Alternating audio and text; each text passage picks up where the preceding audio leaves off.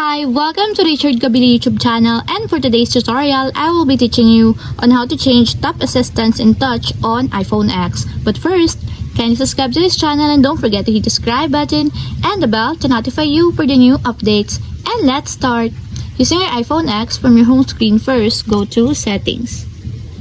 Then in the settings, scroll down and find Accessibility and then Tap. Then in the accessibility, scroll down again and go to physical and motor section and then tap the touch. Then in the sport and the touch, scroll down again and then find and tap the touch accommodations.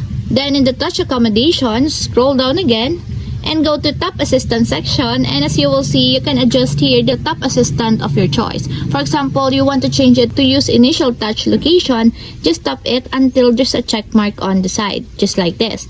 And also, if you want to change it to final touch location, just tap it also until there's a check mark on the side. And lastly, if you want to change it back to the default tap assistance, just tap again the off until there's also a check mark on the side.